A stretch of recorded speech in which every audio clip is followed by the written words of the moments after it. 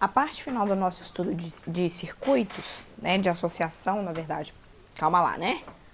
De associação de resistores, é eu te mostrar como é que é a associação de resistor quando ela é feita de forma mista.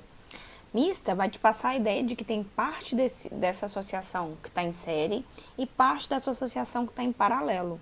E aí eu vou conversar com você um pouco dessa classificação, tá? Então eu vou colocar aqui 2 exemplos para a gente conversar sobre ele.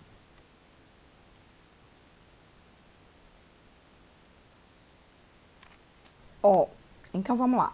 O primeiro processo mais importante ao se deparar com uma associação mista de resistores é não cair na pegadinha de achar que, porque está desenhado daquela forma, então a associação é tal.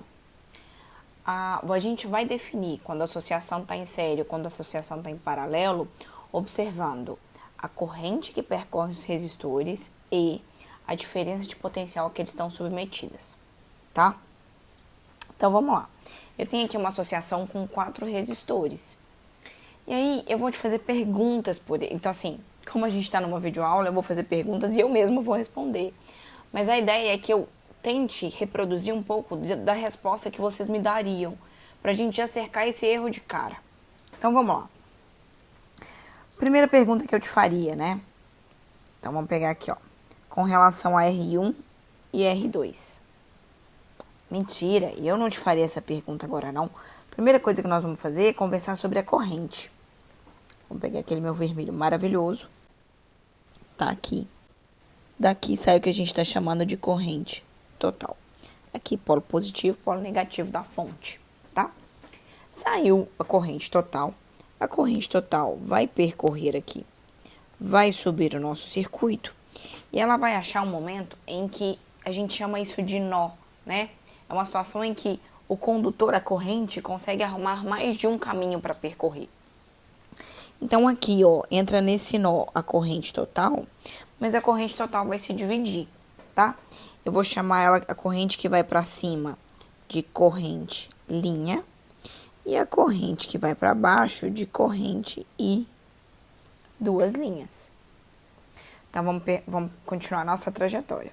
No ramo de cima, a corrente linha passa pelo R1, continua sendo a linha, passa pelo R2 e a corrente 2 linhas passa pelo R3. Quando chegar nesse nó aqui, que os condutores param de ser 2 caminhos e voltam a ser um caminho só, e linha e 2 linhas vão voltar a se somar, aqui vem a nossa I total, que vai terminar de percorrer o seu trajeto e fechar o circuito. Então tá, a gente entendeu basicamente o que aconteceu com os elétrons que estão sendo empurrados para se moverem dentro dos condutores, tá? E aí a gente está conversando de uma corrente contínua. O que eu tenho? Aí vem umas perguntas, né? Então, eu vou começar com uma mais simples. Primeiro, qual é a forma com relação a R1 e R2? Elas estão em série ou em paralelo? Então, vamos lá. Na definição do em série, eu te falei que eram resistores percorridos pela mesma corrente. Se você perceber, R1 é percorrido pela mesma corrente que R2. R1 e R2, eu posso falar que eles estão em série? Pode, sem problema nenhum. Tá? Então, beleza. A minha próxima pergunta capciosa vai falar o seguinte: R4 e R2 estão em série?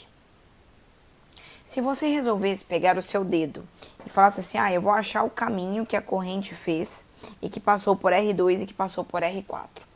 Você consegue perceber que a corrente que percorre R2 é diferente da corrente que percorre R4? Por mais que pareça em série, porque qual é o meu medo nesse momento? É que você entenda em série um do lado do outro. E não é necessariamente isso. Em série significa percorrido pela mesma corrente. E submetido a uma diferença de potencial diferente. Isso pode acontecer ou não. Então tá, R2 e R4 não estão em série. A forma como eles estão se associando não é em série. Quer ver outra pergunta capciosa? R2 não, que eu acabei de fazer R2, né? Então, vou fazer R1 e R3. R1 e R3 estão em paralelo? Porque do jeito que eu escrevi, né, no desenhozinho, vocês se apegam muito à forma como eu coloco os resistores. E aí, como tem um em cima e o outro embaixo, intuitivamente você fala assim, então os dois estão em paralelo. Mas para eu definir que uma coisa está em paralelo com a outra, a primeira coisa que eu preciso definir, a primeira coisa que eu preciso me certificar é que elas estejam submetidas à mesma diferença de potencial. Então você vai conseguir fazer muito bem circuito misto se você conseguiu entender o que é um circuito em série e o que é um circuito em paralelo. Então vamos lá. Vamos ver se R1 e R3 estão submetidos à mesma diferença de potencial. Eu vou fazer isso com números, porque às vezes eu acho que números nos ajudam a ver melhor algumas coisas. Vou colocar em roxo. Imagina que aqui é 100 volts e aqui é 0 volts. Eu já te contei que toda vez que você percorre o condutor e não tem resistência, não tem motivo de mudar o potencial que está naquele ponto. Então tá, se aqui é 100, aqui também é 100 volts, aqui também é 100 volts, aqui também é 100 volts. Tá ótimo. Eu vou voltar com a minha analogia de brinquedos e ingresso. Quando a corrente e linha ela se divide, e linha tem que carregar uma diferença de potencial suficiente para fazer com que a carga elétrica consiga percorrer, né, consiga atravessar R1 e também consiga atravessar R2. Então, eu vou chutar aqui só para te falar. Então, por exemplo, para um pouco esse raciocínio e agora vem comigo do outro lado da fonte, tá? O que eu falei é verdadeiro, mas eu quero fazer o contrário aqui. Eu quero te mostrar outra coisa. Se isso daqui é 0 volts, isso daqui também é 0 volts. Esse pontinho aqui depois da R4 também vale 0 volts. Vamos conversar uma coisa? Para passar pela R4, você tem que ter criado uma diferença de potencial. A carga tem que ter recebido aquele empurrãozinho para passar. Então tá. Então vamos supor que ela sofreu um empurrãozinho de 20 volts. Então o que eu te contei é o seguinte: R4 precisou de 20 volts para a corrente passar por ela. Foi o valor do ingresso. Beleza. Agora olha que bacana. Se eu tinha 100 volts de total, né? É a minha V total. E só a V4 já gastou 20 volts, significa que o resto do meu circuito tem 80 volts para gastar, tá? Então vamos pensar o seguinte. Então esse ponto aqui, ó, é o ponto que vem antes da R4, então ele tinha 20, né? Ele devolveu, ele mandou os 20 para R4. Tá, agora observa o seguinte, eu vou passar colorido para você ver. Observa esses aqui, ó, essa galera aqui. O que eu consigo te falar? Eu consigo te falar o seguinte, que o ramo de cima, você gasta 80 volts para passar por ele. Assim como o ramo de baixo, vou trocar a cor só para dar destaque, você também gasta 80 volts para passar por ele. Eu vou desfazer os meus dois círculos e eu vou te mostrar o porquê que eu sei que eu gasto 80 volts nos dois pontos. Então aqui, ó, vamos de verde. Se esse ponto aqui é um ponto 100 volts, e aí um ladinho da R3 está ligada com uma perninha no 100 volts, e o outro ladinho da R3 está ligada numa perninha no 20 volts, então quer dizer que a sua R3 está ligada em dois pontos, né? Quais são os pontos de ligação da R3? Está ligado no lugar que está 100 volts, está ligado no lugar que é 20 volts. Então, quanto que você precisa gastar para passar por R3? Você precisa de 80 volts. Beleza? E R2 e R1 e R2? Se você pensar, então tá aqui, ó, a nossa R1. Uma perninha da R1 tá ligada no 100 volts. Aí ela tá ligada no R2 e uma perninha do R2 está ligado no 20 volts. O que eu posso fazer com isso? Eu posso afirmar para você que R1 e R2 juntas gastaram 80 volts, que é o mesmo tanto que R3 gastou. Mas eu posso falar que R1 está submetido a 80 volts? Ou que R2 está submetido a 80 volts? Não posso. Provavelmente aqui, ó, vamos chutar, tá? Vamos supor que essa daqui vai gastar 30 e essa daqui vai gastar 50. Eu vou transferir isso lá para o meu desenho, ó. Então, se isso aqui é 100 volts e R1 vai gastar 30, então esse ponto é 100, o ponto após a R1 já gastou os 30, né? Porque ela vai gastar para passar ali. 100 menos 30, 70. E se R2 vai gastar 50, então antes de R2 é 70, depois de R2 é 20. Ficou certinho. Então, o que eu posso falar? Eu posso falar corretamente que o ramo de cima está em paralelo com o ramo de baixo, porque aí sim eles estão submetidos à mesma DDP de 80 volts. Mas você não pode falar que R1 está em paralelo com R3 ou que R2 está em paralelo com R3. É detalhado, mas com um pouquinho de atenção dá pra gente perceber cada um, tá? Então, essa parte é sempre muito importante. O que eu vou fazer agora? Eu vou pôr valores e te contar como resolve isso. Como é que a gente resolve um circuito em paralelo? E aí eu vou resolver 2 circuitos em paralelo, discutindo sempre o que acontece com a corrente e o que acontece com a diferença de potencial.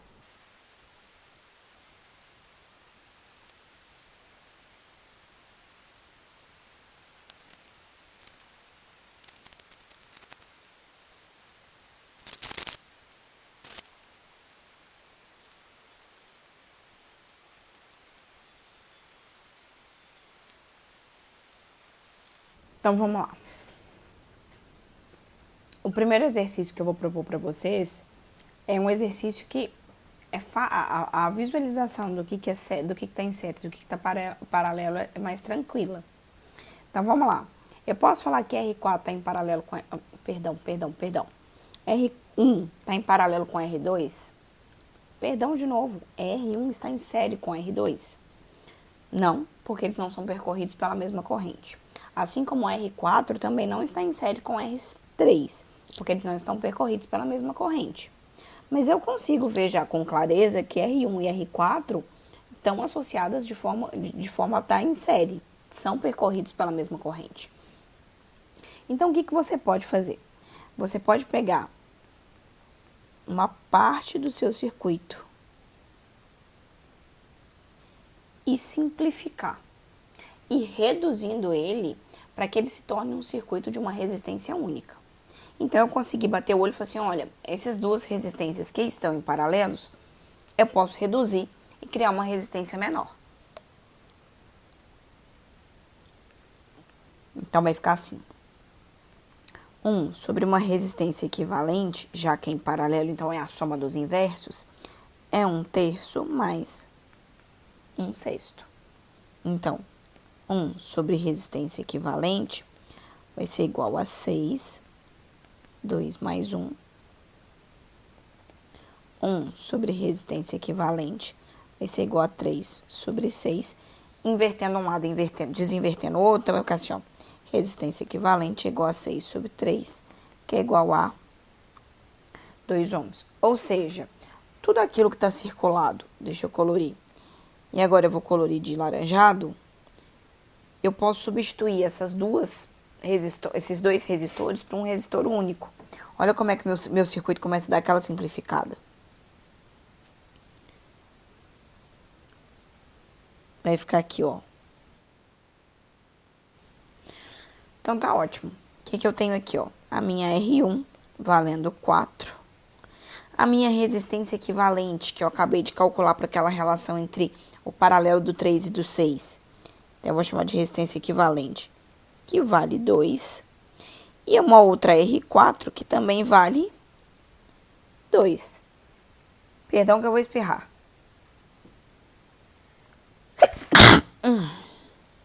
Tranquilo. Olha o que eu consigo perceber agora. O que não acontecia no anterior, que era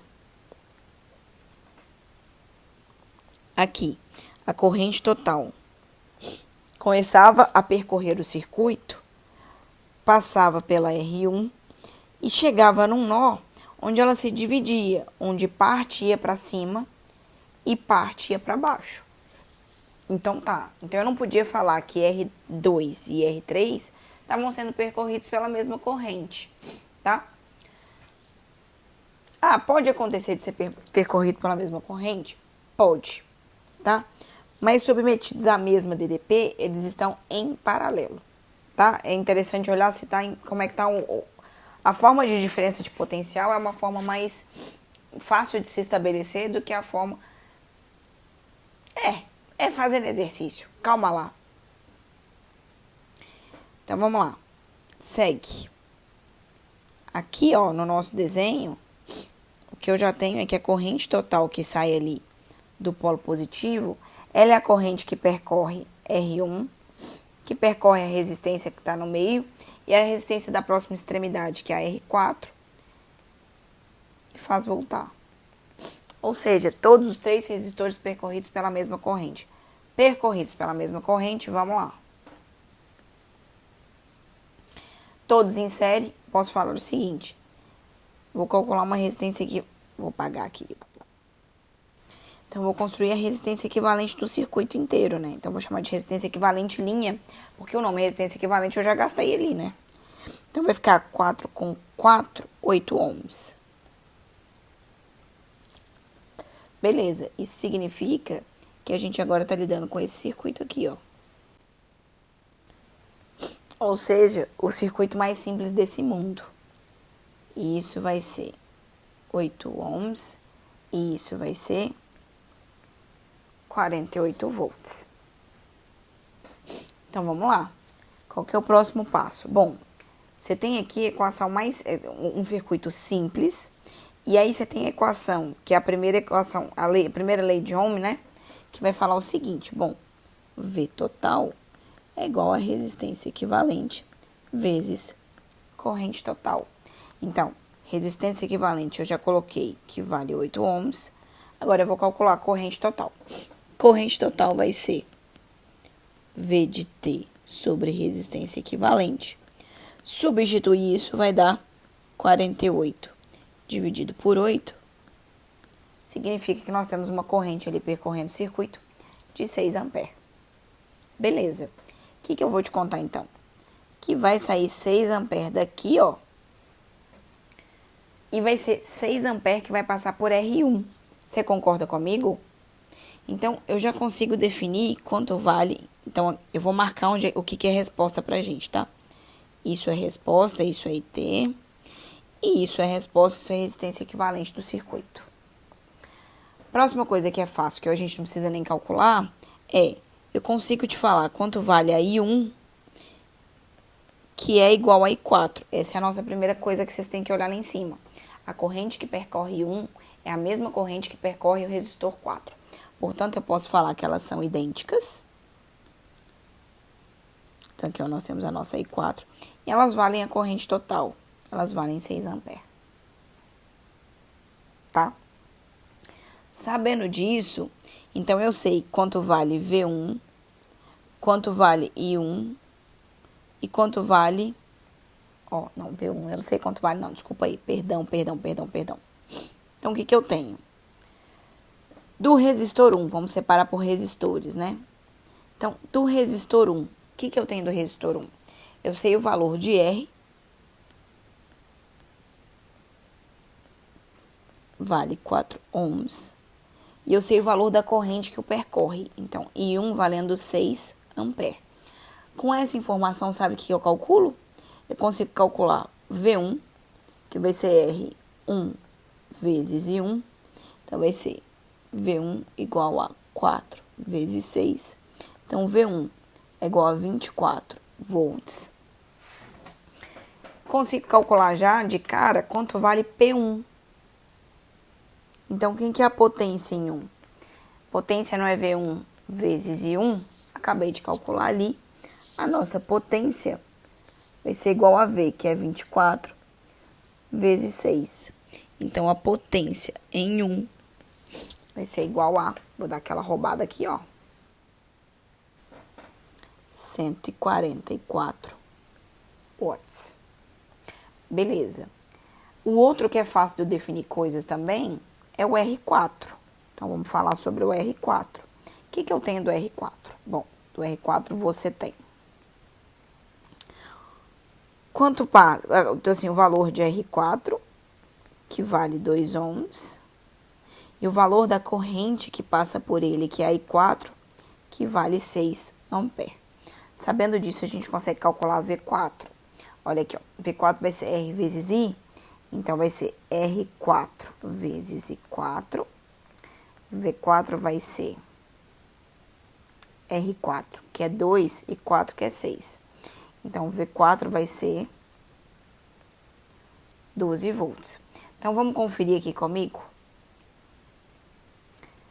24 e 12.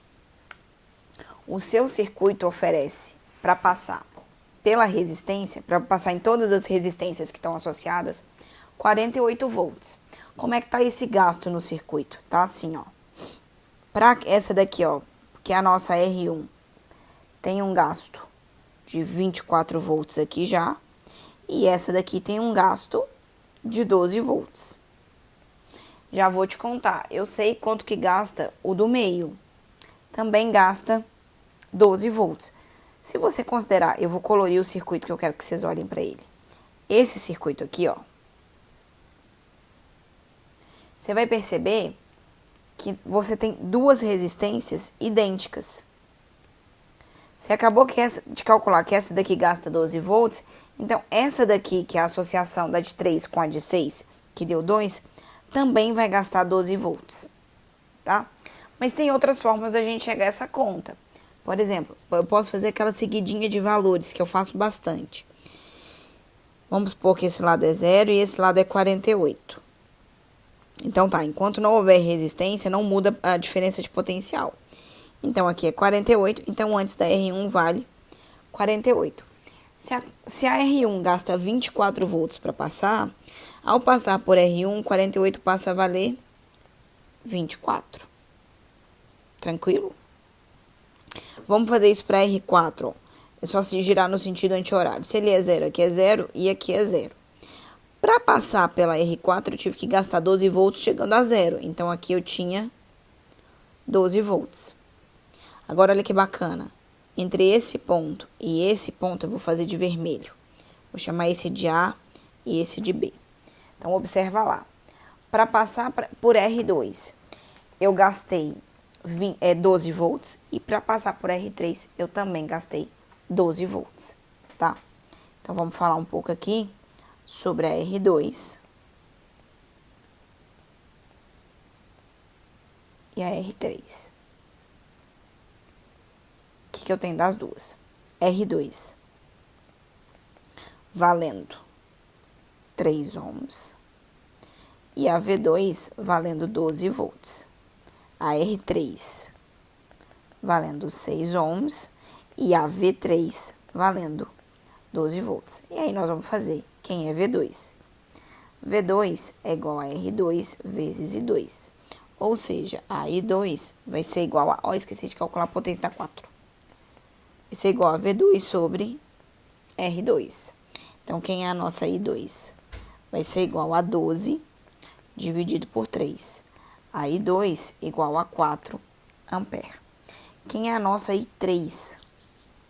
Então, a gente vai jogar aqui, ó. I3 é igual a V3 sobre R3.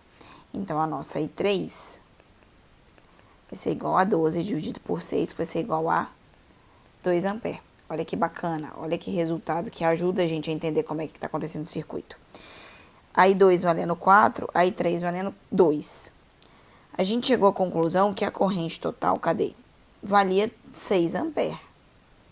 Então, quando a 6 ampere chegou ali e teve que se dividir, ela foi uma parte para maior e uma parte para menor. Tipo assim, ela se dividiu inversamente proporcional. Ou seja, quem tem a maior resistência recebeu a menor carga. E quem tem a menor resistência recebeu a maior carga. E a soma das duas dá exatamente a corrente total. Falta só calcular as potências agora, ó. Potência da R4. Vou colocar aqui, ó. É a nossa P4. É igual a V4 vezes I4. E aí a potência vai ser 12 vezes 6.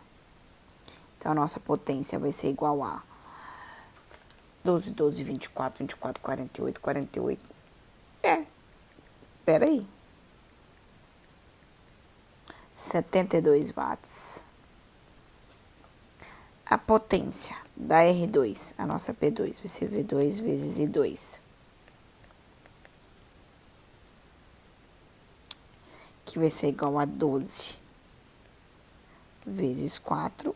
E aí, a gente tem 24, 48 watts. E a potência da 3, que vai ser V3 vezes I3, que vai ser 12 vezes 2, 24 watts. Tranquilo? Então tá. Beijo, espero que vocês tenham entendido. Qualquer coisa a gente conversa mais dentro de sala. Até mais.